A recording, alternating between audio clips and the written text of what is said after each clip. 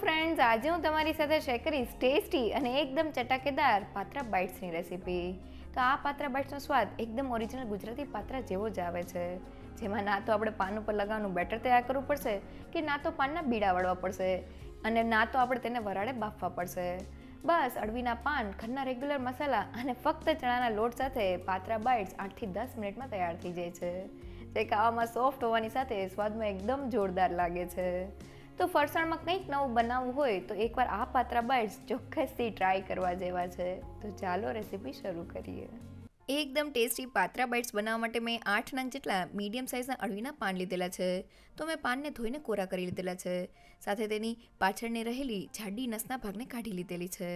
તો હવે પાનને 2 ભાગમાં ડિવાઈડ કરી લઈએ અને હવે પાનને ભેગા કરીને તેનો ટાઈટ રોલ વાળી લઈએ અને હવે છરીની મદદથી પાનને પતલી સ્ટ્રીપ્સમાં કટ કરી લઈએ. તો મેં બધા જ પાનને પતલી સ્ટ્રીપ્સમાં કટ કરી લીધેલા છે. હવે સ્ટ્રીપ્સને ભેગી કરીને પાનને ઝીણા કટ કરી લઈએ.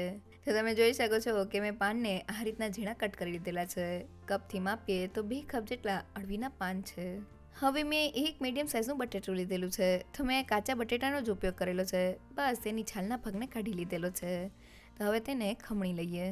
તો પાત્રા બાઇટ્સ બનાવતી વખતે અળવીના પાન સાથે કાચું બટેટું એડ કરવાથી પાત્રા બાઇટ્સ ખાવામાં એકદમ સોફ્ટ બને છે. અહીંયા મેં 2 કપ જેટલા અળવીના પાન સાથે 1 કપ જેટલું બટેટાનું છીણ લીધેલું છે.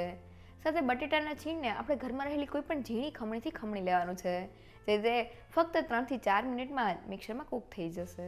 તો મેં બટેટાને ખમણી લીધેલો છે. હવે તેને પાણીથી સારી રીતે ધોઈ લઈએ, જેથી તેમાં રહેલો સ્ટાર્ચનો ભાગ નીકળી જાય. અને હવે ધોવાયેલા બટેટાના છીણનું બધું જ પાણી કાઢી લઈએ.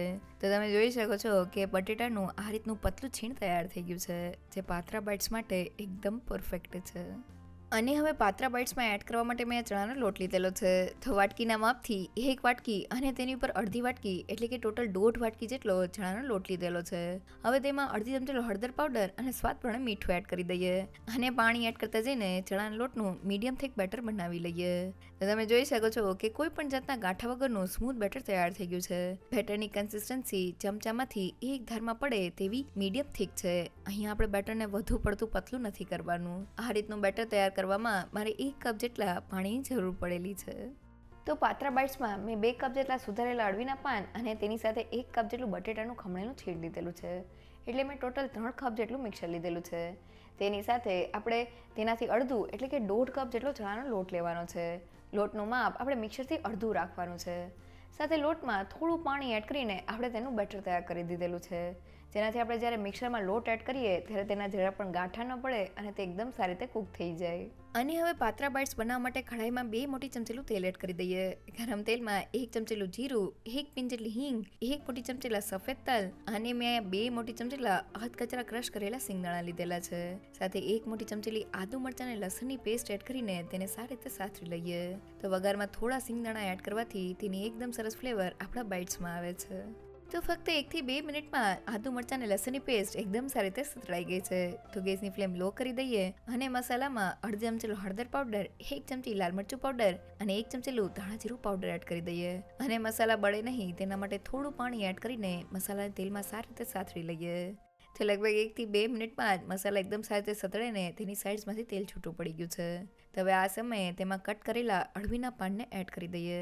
સાથે અળવીના પાનની તુરાશને બેલેન્સ કરવા માટે તેમાં 1 મોટી ચમચી જેટલો આમલીનો પલ્પ એડ કરી દઈએ. તમે લીંબુના રસનો ઉપયોગ પણ કરી શકો છો.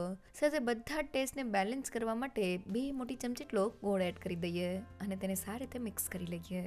તો વઘારમાં આ રીતના અળવીના પાનને સાતળવાથી તે એકદમ ફટાફટ સોફ્ટ થઈ જાય છે. તો લગભગ 2 થી 3 મિનિટમાં જ આપણા પાન સારી રીતે સતળાઈ ગયા છે. તો હવે આ સમયે તેમાં ખમણેલું બટેટું એડ કરી દઈએ. સાથે સ્વાદ પ્રમાણે મીઠું અને બટેટા સારી રીતે કૂક થઈ જાય તેના માટે ફક્ત અડધા કપ જેટલું પાણી એડ કરી દઈએ અને તેને સારી રીતે મિક્સ કરી લઈએ. હવે ઢાંકણ બંધ કરીને બધી જ વસ્તુને ધીમા ગેસ પર કૂક કરી લઈએ. તો લગભગ 4 થી 5 મિનિટ જેવું થઈ ગયું છે. હવે ઢાંકણને ખોલી લઈએ. તો તમે જોઈ શકો છો કે બધું જ પાણી અળવીના પાન અને બટેટામાં એબ્ઝોર્બ થઈ ગયું છે અને બટેટાનું છીણ પતલું હોવાથી એકદમ ફટાફટ કૂક થઈને ટ્રાન્સપરન્ટ થઈ ગયું છે.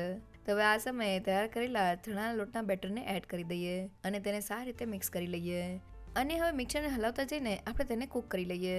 તો આ મિક્સરને કૂક થતાં એકદમ ઓછો સમય લાગે છે. બસ આપણે તેને ધીમા ગેસ પર જ કૂક કરવાનું છે. જો આપણે ગેસની ફ્લેમ હાઈ રાખશું તો મિક્સર અંદરથી કાચું રહી જશે.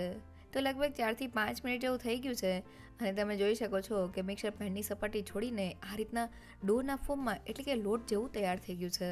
જો આ સમયે તમારું મિક્સર થોડું પણ ઢીલું લાગતું હોય તો થોડી વાર માટે વધુ કૂક કરી લેજો. તો હવે ગેસની ફ્લેમ બંધ કરી દઈએ. હવે મિક્સરને પાથરવા માટે મેં પ્લેટને થોડા તેલથી ગ્રીસ કરી લીધેલી છે. તેમાં મિક્સરને એડ કરી દઈએ અને આ રીતની વાટકીની મદદથી તેને એક સરખા લેવલમાં કરી લઈએ.